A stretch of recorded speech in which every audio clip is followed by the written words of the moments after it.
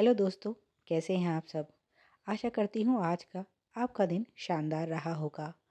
आपके दिन भर की थकान को मिटाने के लिए पेश आई है खूबसूरत कहानी। तेरी मेरी कहानियाँ से सभी अपडेट पाने के लिए बेल आइकन ज़रूर दबाएं। आज की कहानी है पत्नी का महत्व। काफ़ी अरसे बाद इंद्रजीत जी अपने गांव लौटकर बहुत खुश थे। रिटायरमेंट के बाद अब शहर की दौड़ धूप से दूर वह शांति से यहाँ अपने पैतृक गांव में बाकी का जीवन व्यतीत करना चाहते हैं। उनके गांव लौटने की खबर सुनकर उनका बचपन का दोस्त राजकुमार उनसे मिलने आया। वैसे तो राजकुमार पत्नी बच्चों सहित शहर में रहता है, पर वह इंद्रजीत से 6 महीने छोटा है, इसीलिए अभी उसके रिटायरमेंट में कुछ समय बाकी है। इस समय वह कुछ काम से गांव आया हुआ था और मित्र के वापस लौटने की खबर सुनकर खुद को रोक नहीं पाया और बिना समय की बर्बादी करे पहुंच गया अपने लंगोटिया यार से मिलने। शाम का समय था और इंद्रजीत जी पत्नी माया के साथ मिलकर घर को व्यवस्थित कर रहे थे। राजकुमार को देखकर वह मित्र के पास आ बैठे और पत्नी माया चाय नाश्ते का प्रबंध करने रसोई में चली गई। तीनों ने साथ में चाय पीते हुए पुरानी यादें ताज़ा की। इंद्रजीत ने आग्रह करके राजकुमार को रात का खाना साथ में खाने के लिए मना लिया। माया जी रसोई में चली गई तो पीछे पीछे वह भी रसोई में पहुंचे और पत्नी से कहा, राजकुमार को मेहमान मत समझना, वह मेरे भाई जैसा ही है, इसीलिए ज़्यादा झंझट करने की ज़रूरत नहीं। जो घर में है वही बना लेना।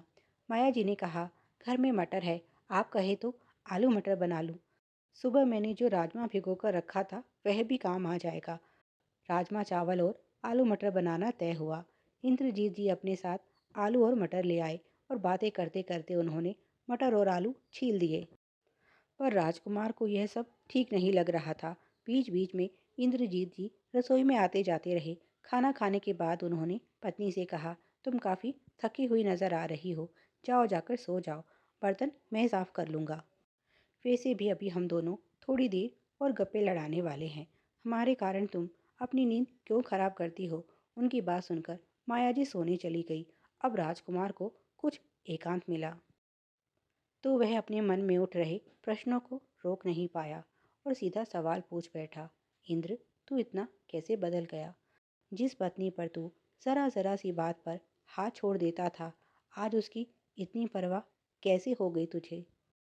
इंद्रजीत जी मुस्कुराए और बोले, यार, तुझसे क्या छुपाना, सच कहूँ तो अब जाकर जीवन में मैं उसके महत्व को समझ पाया हूँ। ऐसा शायद कभी होता नहीं अगर माया के साथ वह दुर्घटना ना होती। कैसी दुर्घटना? राजकुमार ने हैरानी से पूछा। उन्होंने बताना शुरू किया। अभी 5 साल पहले सीढ़ियों से पांव फिसलने के कारण माया कोमा में चली गई थी। डॉक्टरों को उसके बचने की उम्मीद कम ही थी। उसके घर में ना होने पर एक कड़वी सच्चाई से मेरा सामना हुआ। मुझे जिन बच्चों पर घमंड था, धीरे धीरे करके उन्होंने मुझे अनदेखा कर दिया।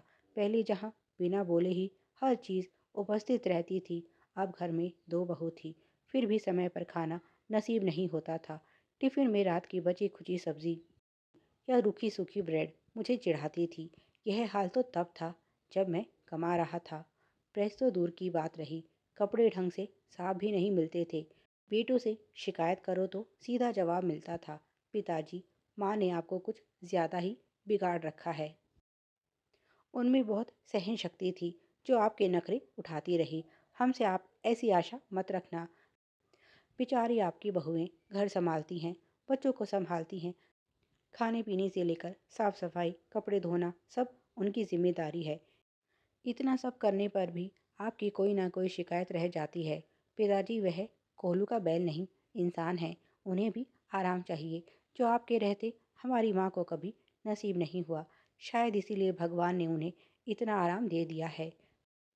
जिस औरत ने अपनी सारी उम्र आपकी खातिरदारी में गुजार दी, जब आप उससे कभी खुश नहीं हुए तो फिर हम क्यों बेकार में व्यर्थ मेहनत करें, क्योंकि आपको तो हर हाल में शिकायत करनी है। अच्छा होगा कि आप इस बदलाव को खुशी खुशी स्वीकार करें, यही हम सबके लिए अच्छा है। फिर 5 महीने बाद चमत्कार हुआ और माया नींद से जाग उठी। पर वह अकेली नहीं थी, जिसे नई जिंदगी मिली थी। मेरा भी दूसरा जन्म हुआ और मैंने भी फैसला किया कि आगे का जीवन खुशी खुशी उसके साथ व्यतीत करूंगा। जो हो गया उसे तो मैं नहीं बदल सकता, पर जो वक्त हाथ में है उसे माया के साथ खुशी खुशी व्यतीत करूँगा। और जब से मुझे जीवन में उसके महत्व का पता चला है, मैं पूरी तरह से बदल गया। अब मैं उसका साथ भी देता हूँ और उसका सम्मान भी करता हूँ। और सच कहूँ तो अब जाकर मैं प्यार को समझ पाया हूँ। एक पत्नी हमारे लिए क्या कुछ नहीं करती, अपना घर परिवार छोड़कर हमारे जीवन में आकर प्यार का नया रंग भरती है, हमारे बच्चों को जन्म देती है और उनका पालन पोषण करती है, हमारे माता पिता भाई बहन सबको अपना समझकर ख्याल रखती है, दुख दर्द और बीमारी में जी जान से हमारी सेवा करती है, मुश्किल समय में ढाल बनकर साथ खड़ी रहती है, एक मकान को घर बनाने में अपना पूरा जीवन लगा देती है और बदले में बेचारी केवल हमसे प्यार और सम्मान की आशा रखती है। पर अफसोस हम अहंकार में चूर उसकी इस छोटी सी आशा को भी पूरा करने में खुद को छोटा महसूस करते हैं। खाने से लेकर हमारे कपड़ों तक हमारी छोटी छोटी ज़रूरतों का ध्यान रखती है, फिर भी हमारी हर शिकायत और गुस्ताखी को मुस्कुराकर नज़रअंदाज करते हुए चुपचाप अपना काम करती रहती है।